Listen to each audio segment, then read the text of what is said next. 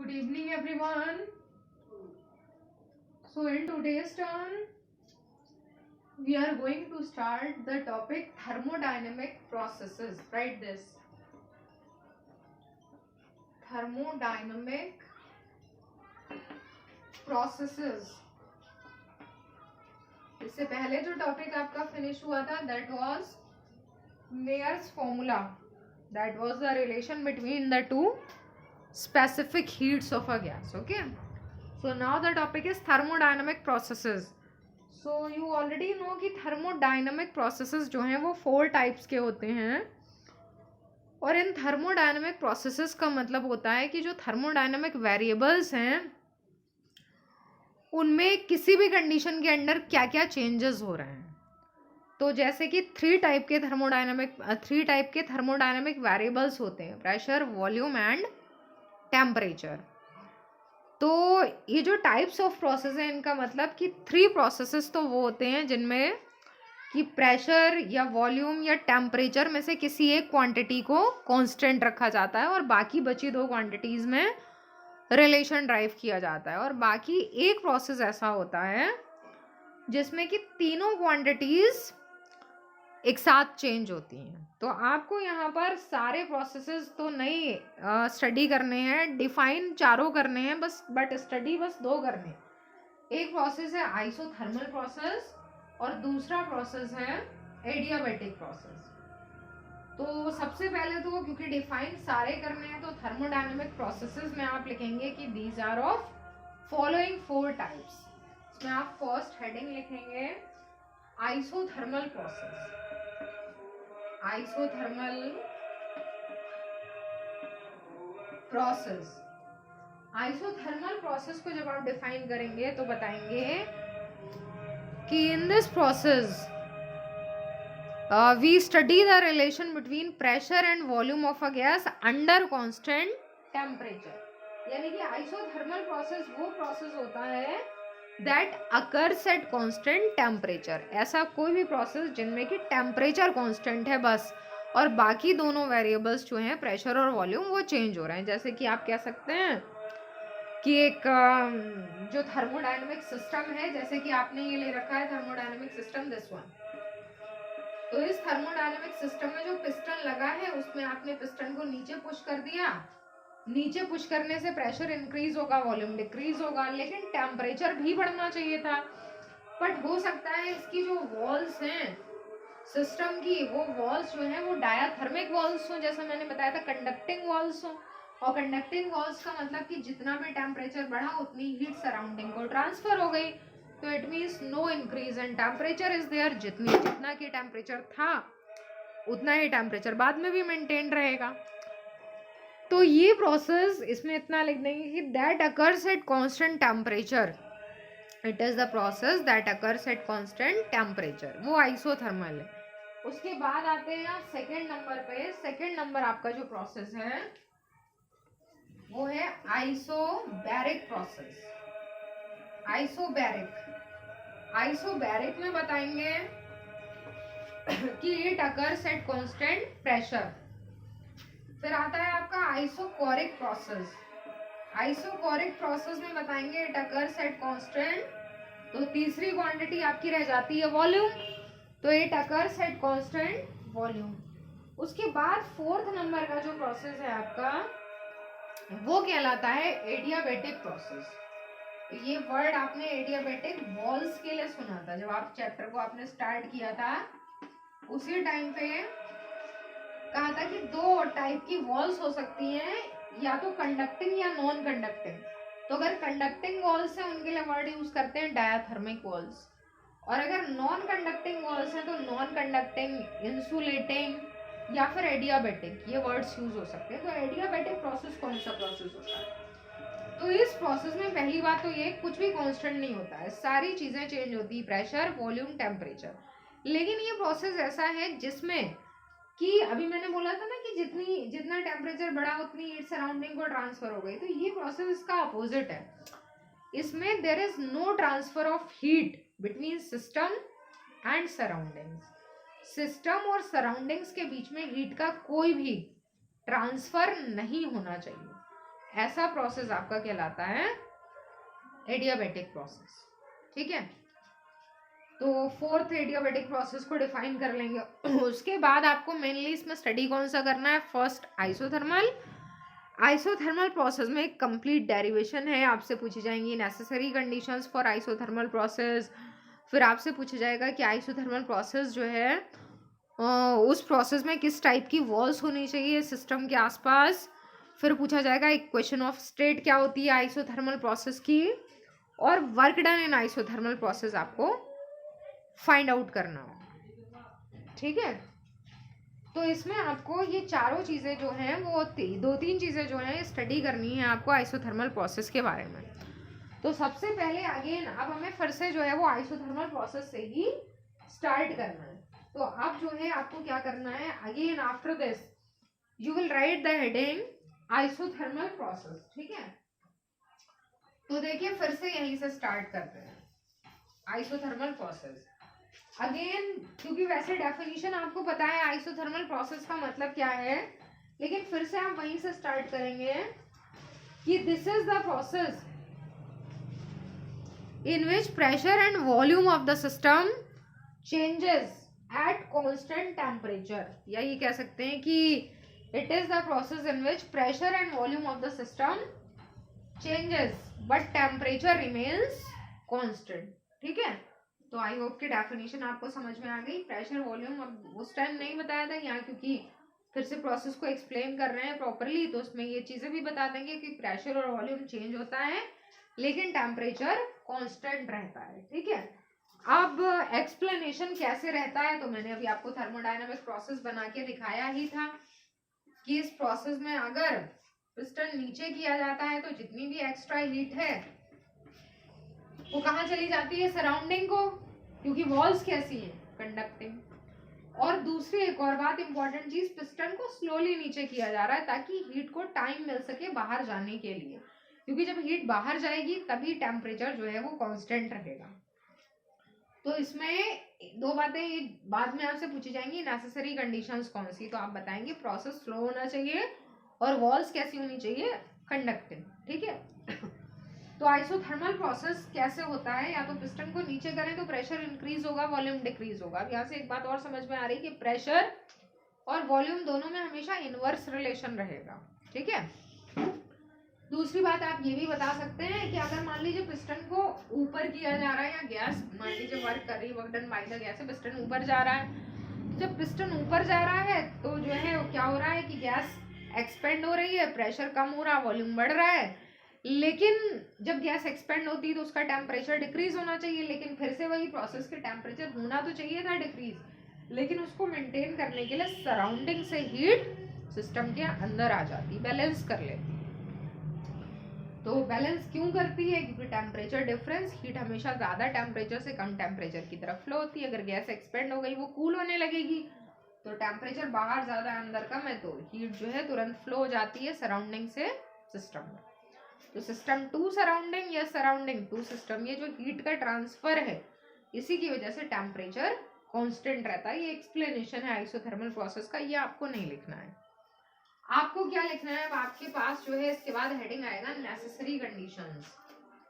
ठीक है, new heading isothermal process में ये नेसेसरी कंडीशंस किसकी हैं, आइसोथर्मल प्रोसेस की नेसेसरी कंडीशंस हैं 1 और 2, और ऑलरेडी मैंने आपको 2 बता दी हैं कि पहली नेसेसरी कंडीशन क्या रहेगी कि द प्रोसेस ऑफ कंप्रेशन और एक्सपेंशन, जो भी कंप्रेशन, चाहे आप पिस्टन नीचे कर रहे हैं या पिस्टन ऊपर कर रहे हैं, the process of compression and expansion should be very slow so that heat can get the time to transfer from system to surroundings और फ्रॉम सराउंडिंग्स टू सिस्टम। ठीक है, तो बस इतना लिख देंगे काफ़ी है कि the process should be very slow. ठीक है, बस एक लाइन लिखनी है आपको। दूसरी लाइन क्या है, दूसरा पॉइंट क्या है कि the walls of the container should be conducting, diathermic, कोई भी वर्ड आप लिख सकते हैं, walls of the container should be conducting. ठीक है, तो ये 2 वर्ड्स, 2 जो है नेसेसरी कंडीशंस याद रखनी, आई होप कि समझ में आ गया। The process should be slow and walls should be conducting. ठीक है, अब उसके बाद आती है इक्वेशन ऑफ स्टेट या इक्वेशन ऑफ आइसोथर्मल प्रोसेस। तो एक हेडिंग तो आपका क्या था, आइसोथर्मल प्रोसेस मेन हेडिंग था। एक हेडिंग इसमें आपका नेसेसरी कंडीशंस, दूसरा हेडिंग आपका इक्वेशन। इक्वेशन ऑफ स्टेट भी कह सकते हैं, इक्वेशन ऑफ आइसोथर्मल प्रोसेस भी कह सकते हैं, ठीक है। तो इसमें आपको क्या बताना है कि in this we know there is inverse relation between pressure and volume of a gas. So we can write कि P into V is equal to constant pressure और वॉल्यूम, क्योंकि अगर प्रेशर इंक्रीज होगा तो वॉल्यूम डिक्रीज होगा and vice versa. तो इसमें जो है this constant is equal to temperature, क्योंकि किस कंडीशन में ये कराया जाता है तो आपको पता है ये कांस्टेंट टेम्परेचर की कंडीशन में कराया जाता है। तो इसको एक्चुअली ऐसे लिखते हैं PV directly proportional to T, या फिर बाद में ये PV is equal to RT होकर आता। तो आपको ये डेरिवेशन नहीं दिखाना है, सीधे आपको रिलेशन लिख देना। ये डेरिवेशन बॉयल्स लॉ में आगे आएगा। इक्वेशन ऑफ स्टेट में लिख देंगे PV is equal to RT for 1 मोल, और फॉर n मोल्स भी लिखेंगे फॉर n मोल्स। ये होगा आपका PV is equal to nRT। ये दोनों एक ही हैं n या 1 मोल के लिए, तो कहलाती है इक्वेशन ऑफ आइसोथर्मल प्रोसेस। और एक्चुअली ये है क्या, ये बॉयल्स लॉ ही है, क्योंकि pressure is inversely proportional to volume at constant temperature, उसी से बनती है गैस इक्वेशन। इसका अदर नाम गैस इक्वेशन है, तो इसको नोट कर लीजिए। इसके बाद आएंगे वर्क डन। अब आएगा derivation main, work done in isothermal process. So first note it down.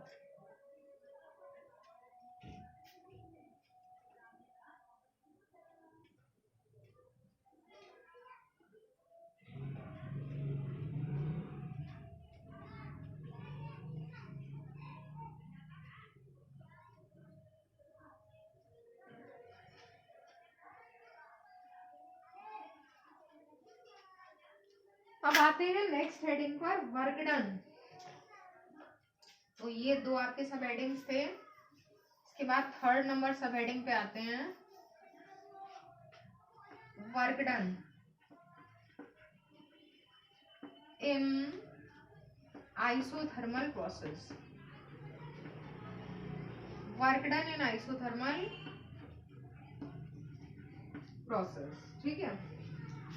तो work done in isothermal process का एक रिलेशन है, ऐसा होगा, आगे न्यूमेरिकल्स आएंगे उनमें। अगर आइसोथर्मल प्रोसेस दे रखा है तो उसका मतलब कि वो जो भी प्रोसेस होगा वो अंडर कांस्टेंट टेम्परेचर होगा, प्रेशर और वॉल्यूम में चेंजेस दे रखे होंगे और आपको वर्क फाइंड करना होगा। तो उसके लिए जो सेपरेट रिलेशन है वो ड्राइव करना है। तो उसको ड्राइव करने के लिए सबसे पहले तो जो कंडीशन एज्यूम की गई है उसके according one thermodynamic system in which a gas is kept in a container which has a frictionless piston and the walls of the container are conducting। ये walls कैसी हैं, conducting walls, ठीक है, याद रखिएगा conducting walls होंगी। अब इसमें कंडीशन क्या ली जा रही है, इसमें कहा जा रहा है कि सपोज अ गैस एक्सपेंड्स आइसोथर्मली, गैस का एक्सपेंशन हो रहा है। आपको लिख देना है यहाँ साइड में कि let a gas expands isothermally full stop, let its initial thermodynamic variables are P1 V1 and final thermodynamic variables या फाइनल स्टेट ऑफ द, इसको इनिशियल स्टेट लिखेगा P1 V1, फाइनल स्टेट लिखेगा P2 V2। टेम्परेचर दोनों ही case में क्या रहेगा, constant same. तो let temperature is T, ये लिख देंगे let initial state of the gas is this, final state is this at constant temperature T। इतना आपको नोट डाउन कर लेना है, ठीक है। तो अब इसमें जब आप वर्क फाइंड करेंगे तो वर्क के लिए आप जो रिलेशन लिखेंगे, कहाँ से स्टार्ट करेंगे, तो उसके लिए सबसे पहले तो लिखते हैं we know equation of isothermal process, ठीक है। इसमें पूरा लिखेगा we know equation of isothermal process क्या होगी, फॉर n मोल्स, ठीक है, ये भी लिख देंगे फॉर n मोल्स। तो क्या रिलेशन होगा, PV is equal to nRT, या फिर P is equal to, pressure की वैल्यू फाइंड करें तो nRT अपॉन V। ठीक है, इसको इक्वेशन नंबर 1 लिख देंगे। अब आगे क्या करना है आपको, याद होगा कि वर्क का एक रिलेशन जो पीछे वर्क एनर्जी करके भी आया था वो क्या होता है, PV। लेकिन यहाँ पर जो पिस्टन ऊपर हुआ है, गैस एक्सपेंड हुई है, वो स्लो प्रोसेस में हुआ है। स्लो प्रोसेस में पूरा जो प्रोसेस है वो स्टडी करने की जगह, मान लीजिए इनिशियल स्टेट ये है, फाइनली यहाँ तक पहुंच जाता है। इसके बीच में आपने कोई भी 2 क्लोज पॉइंट्स मान लिए। पहले मान लिया इतने छोटे से मूवमेंट में कितना वर्क हुआ, स्मॉल वर्क डन। उसके बाद टोटल के लिए इंटीग्रेट करेंगे। स्लो प्रोसेस में या बड़े प्रोसेस में ऐसा ही किया जाता है। तो आपने लिखा है कि let small work done in between the initial and final state. तो आपने लिखा DW is equal to PdV। Small change in volume DV के लिए स्मॉल वर्क डन DW होता है। तो total work done for the change from, अब देखिए प्रेशर तो वैसे भी कांस्टेंट है, प्रेशर को यहाँ कांस्टेंट ले रखा है, तो ये P1 का भी तो यहाँ एग्जिस्टेंस नहीं दिखाना पड़ेगा, आपको DV दे रखा है। तो DV के लिए मान लीजिए from volume V1 to volume V2। V1 से V2 अगर वॉल्यूम चेंज हो रहा है तो टोटल वर्क डन इस चेंज इन वॉल्यूम के लिए, क्योंकि किसके रेस्पेक्ट में इंटीग्रेट कर रहे हैं, V के, तो चेंज इन वॉल्यूम की लिमिट्स भी पुट करनी होंगी। तो ये हो जाता है आपका PdV। ठीक है, अब कांस्टेंट प्रेशर हमें लेना नहीं है। जब प्रेशर में चेंज नहीं दे रखा है रिलेशन में, तो बेटर होगा कि प्रेशर को भी वॉल्यूम के टर्म्स में कन्वर्ट कर लें। इसीलिए मैंने प्रेशर का रिलेशन फाइंड किया nRT/E। प्रेशर को कन्वर्ट कर लिया टेम्परेचर और वॉल्यूम। ठीक है, देखिए W is equal to this. अब यहाँ प्रेशर की वैल्यू इक्वेशन 1 से पुट कर देते हैं। तो ये आया बाय इक्वेशन 1। अब आपका रिलेशन जो आता है that is W is equal to integration limits V1 to V2, pressure की value nRT/V into DV। nRT constant है, उसको आउटसाइड लेते हैं। इंटीग्रेशन साइन के अंदर बचता है 1/V DV। और आपको पता है 1/V का इंटीग्रेशन ऐसे नहीं हो सकता, उसको इंटीग्रेट करने के लिए, note it down then I am erasing it, उसको इंटीग्रेट करने के लिए लॉग में लिखना पड़ता है। जो भी 1/, वाली चीजें 1/x का आपने देखा था log x, अगर नहीं भी पता है तो याद रखिएगा ऐसे लिखते हैं। तो ये जो W है ये nRT, और ये 1/V का जो इंटीग्रेशन है वो log बेस E और V, और साथ में इसकी जो है वो लिमिट्स आपको अप्लाई करनी पड़ेंगी V1 to V2 log base E। ठीक है, लॉग बेस E करके लिखा जाता है या ln लिखा जाता हो सकता है, आप ये भी देखें ln को बाद में log लिख देते हैं। तो ये log बेस E है, एक होता है log base 10। log base E को बाद में log बेस 10 में कन्वर्ट करेंगे, क्योंकि उसकी वैल्यूज फाइंड कर सकते हैं, log बेस E की नहीं कर सकते। ठीक है, या फिर आप ln लिख देंगे, तो ln को बाद में log में कन्वर्ट करने का एक तरीका है, एक नंबर से मल्टीप्लाई करते हैं। तो ये nRT, अब ये जब लिमिट्स आप अप्लाई करेंगे तो ये हो जाता है log base E V2 minus log base E V1। ठीक है, nRT, और ये log base E log A minus log B आपने पढ़ा होगा। तो जब A माइनस B लिखा होता है तो ये अपॉन हो जाता है, log A/B आइडेंटिटी है। ठीक है, जैसे अगर log A, इसको A ट्रीट कर लिया, इसको B, तो log A minus log B लिखा है, तो log अगर कॉमन लेंगे तो A/B हो जाएगा। तो ये जो है आपका रिलेशन ये भी है, लेकिन ये log बेस E की वैल्यू, log टेबल्स होती है, log बेस E की वैल्यू नहीं दे रखी होती, log बेस 10 की दे रखी होती है। तो अगर हम इस नंबर से मल्टीप्लाई कर दें 2.303 nRT, तो ये हो जाएगा आपका log बेस 10 V2/V1। ये रिलेशन आपका, ये जो नेक्स्ट आया 2 मैंने इसको लिख दिया, बल्कि 2 इसको लिख दिया, 3 इसको लिख दिया, और चाहे तो इसको जो है वो प्रेशर के टर्म्स में भी लिख सकते हैं। प्रेशर के टर्म्स में कैसे लिखेंगे, प्रेशर के टर्म्स में जब लिखना होगा तो ये लिखा है V2/V1। तो V2/V1, क्योंकि प्रेशर और वॉल्यूम में इनवर्स रिलेशन होता है, तो अगर आप इसको प्रेशर के टर्म्स में लिखना चाहते हैं तो इनवर्स रिलेशन करके भी इसको लिखा जा सकता है। ठीक है। कैसे लिखेंगे इन्वर्स करके? जहां पर V2 लिखा है वहां P1 लिख देंगे, जहां V1 लिखा है वहां P2। इन्वर्स रिलेशन का मतलब यही हुआ ना। तो पूरा रिलेशन सेम रहेगा, बाकी कहीं कोई चेंज नहीं होगा। NRT log base 10 और ये P1/P2, ये आपका रिलेशन जो है ये है आपका work done in isothermal process. ठीक है, इसको नोट कर लीजिए।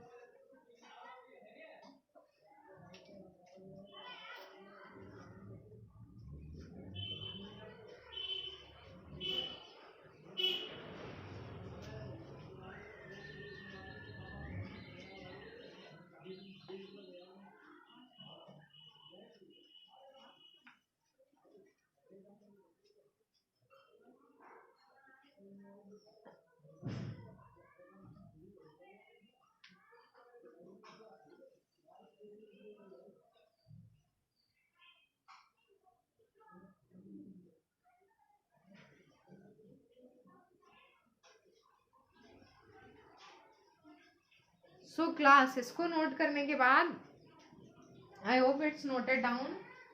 अब आपका सेकंड नंबर जो प्रोसेस है वो स्टार्ट होगा, एडियाबेटिक प्रोसेस। तो सबसे पहले एक बार फिर से आप आइसोथर्मल प्रोसेस को रिकॉल कर लीजिए, क्योंकि एडियाबेटिक प्रोसेस में भी कुछ चीजें आइसोथर्मल प्रोसेस के जैसी ही लिखनी है। ठीक है, जैसे जब आप सेकंड नंबर लिखेंगे, second number adiabatic process,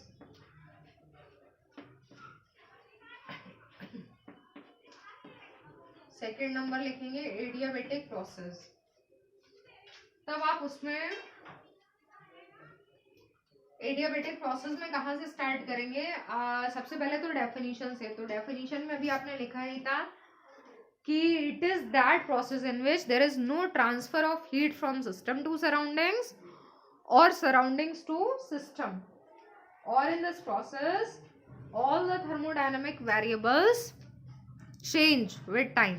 all the thermodynamic variables का मतलब pressure, volume and temperature, all the variables change with time। okay, तो दो बातें बतानी है कि all the variables change with time, और दूसरा ये बताना है कि ये जो प्रोसेस है इसमें सिस्टम और सराउंडिंग के बीच में, सिस्टम और सराउंडिंग के बीच में कोई भी ट्रांसफर ऑफ हीट नहीं होगा। ठीक है, पहले तो डेफिनेशन बतानी है, डेफिनेशन के बाद में फिर एक्सप्लेनेशन। जैसे कि आइसोथर्मल का अपोजिट है, तो आपको क्लियर हो गया होगा कि इसमें जो दो प्रोसेस है, या तो पिस्टन नीचे होगा, प्रेशर इंक्रीज होगा, वॉल्यूम डिक्रीज होगा, और टेम्परेचर भी इंक्रीज होगा। क्यों? क्योंकि पिछली बार ये वॉल्स जो हैं ये कैसी लगाई थी आपने? कंडक्टिंग। तो जितना टेम्परेचर बढ़ा था, बढ़ा वहां भी था, लेकिन जितना बढ़ा था वो सराउंडिंग को चला गया था, क्योंकि वॉल्स कंडक्टिंग थी, प्रोसेस स्लो था, तो हीट को टाइम मिल रहा था। अब की बार ये वॉल्स जो है हमने चेंज कर दी। अब की बार ये वॉल्स जो है ये एडियाबेटिक, मतलब नॉन कंडक्टिंग या इंसुलेटिंग वॉल्स अगर लगी हैं सिस्टम और सराउंडिंग के बीच में, तो जैसे ही पिस्टन नीचे जाता है प्रेशर इंक्रीज होगा, वॉल्यूम डिक्रीज होगा, और टेम्परेचर भी इंक्रीज होगा। पिस्टन अगर ऊपर जाता है तो प्रेशर डिक्रीज होगा, वॉल्यूम इंक्रीज होगा, और टेम्परेचर डिक्रीज होगा। तो ये इसका एक्सप्लेनेशन है। उसके बाद में इसमें भी आती है नेसेसरी कंडीशंस, सेकंड नंबर है। तो आप समझ गए कि नेसेसरी कंडीशंस उसकी अपोजिट है। जैसे आपकी आइसोथर्मल की दो नेसेसरी कंडीशंस में फर्स्ट थी the process should be slow. यहाँ प्रोसेस कैसा होना चाहिए? फास्ट, क्योंकि हीट को टाइम ना मिले ट्रांसफर होने का। हमेशा एडियाबेटिक प्रोसेस जो है वो फास्ट ही होते हैं। जैसे टायर ट्यूब जब बस्ट होती है तो उसके अंदर की जो एयर होती है वो ठंडी होती है, क्योंकि वो डायरेक्ट सराउंडिंग के कांटेक्ट में आती है, तो उसको ट्रांसफर नहीं मिल पाता है, हीट को टाइम नहीं मिल पाता ट्रांसफर होने का। तो नेसेसरी कंडीशंस में पहला है कि प्रोसेस शुड बी सडन या वेरी फास्ट। दूसरा है कि walls of the container should B adiabatic और नॉन कंडक्टिंग।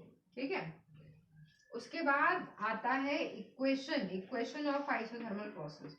तो इक्वेशन ऑफ आइसोथर्मल प्रोसेस में याद रखिएगा कि ये जो आइसोथर्मल प्रोसेस होता है इसमें इक्वेशन के लिए 3 इक्वेशंस बनती हैं, उनको कहते हैं एडियाबेटिक रिलेशंस। इक्वेशंस नहीं कहते हैं, उनको कहते हैं एडियाबेटिक रिलेशंस।